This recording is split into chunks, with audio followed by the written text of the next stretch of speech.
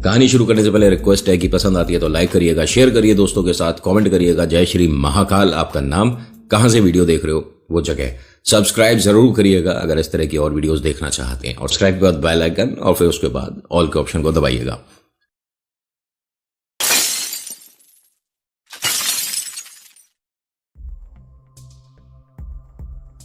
Night shift.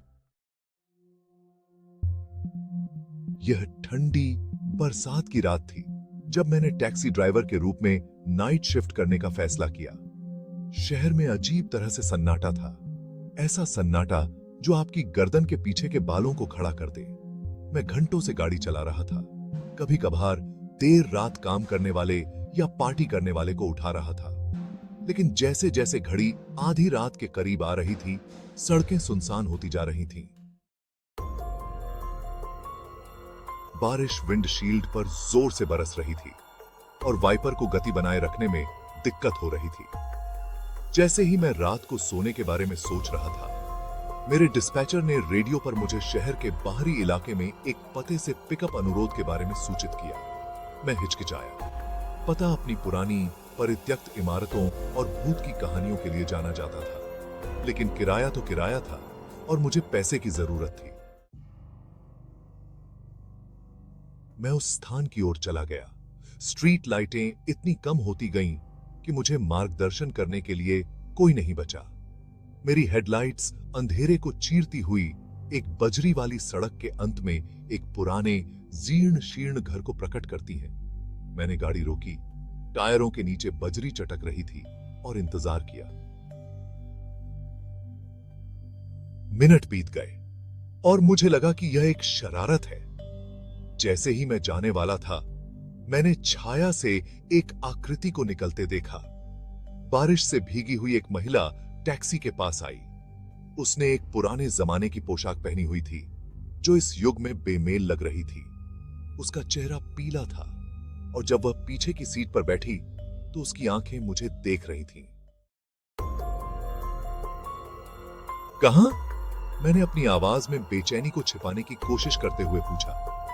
उसने बस मुझे एक कागज की पर्ची थमा दी जिस पर एक पता लिखा था। यह शहर के दूसरी तरफ कब्रिस्तान के पास था। मैंने मुश्किल से निकला, लेकिन सिर हिलाया और गाड़ी चलाना शुरू कर दिया। बारिश और कभी कभार गड़गड़ाहट के अलावा सवारी शांत थी। मैंने रियर व्यू मिरर से उसे देखा, लेकिन उसने अपनी नजर आगे की सड़क पर टिकाए रखी। मेरे दिमाग में दूसरे ड्राइवरों से सुनी गई अनगिनत भूत की कहानियां घूम रही थीं। क्या वह उनमें से एक हो सकती है? जैसे ही हम पते के पास पहुंचे, बारिश कम होने लगी और कब्रिस्तान के द्वार दिखाई देने लगे। मैंने कार रोकी और वह बिना कुछ कहे बाहर निकल गई। मैंने देखा कि वह कब्रिस्तान की ओर जा रही है और अंधेरे में गायब हो रही है। मेरी रीढ़ में ठंडक दौड़ गई और मैं जल्दी से गाड़ी चलाकर चला गया, शहर की रोशनी में वापस जाने के लिए उत्सुक।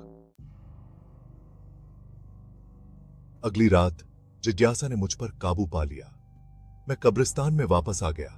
उस महिला की याद मेरे विचारों को सता रही थी। मैं गेट से अंदर गया। नम हवा गीली मिट्टी की खुशबू से भरी हुई थी। जब मैं कब्रों के बीच घूम रहा था तो मैं एक कब्र पर ठोकर खाई जो हाल ही में तैयार की गई लग रही थी। जब मैंने शिलालेख पढ़ा तो मेरा दिल तेजी से धड़कने लगा। यह उस महिला का नाम था जिसे मैंने पिछली रात उठाया था। तारीखों के अनुसार वह 50 साल से अधिक समय पहले मर चुकी थी। मुझे लगा कि मेरे माथे पर ठंडा पसीना आ गया है। मैंने एक भूत को भगा दिया था। मैं कब्रिस्तान से बाहर निकल गया। मुझे कभी भी देखे जाने का एहसास नहीं हुआ। मैंने जल्द ही रात की शिफ्ट छोड़ दी। मेरे दिमाग में जो आतंक घर कर गया था, उसे दूर करने में असमर्थ था। आज भी मैं शहर के उस हिस्से में जाने से बचता हूं जो उस महिला की याद और उस बरसात की रात के भयानक सन्नाटे से भरा हुआ है।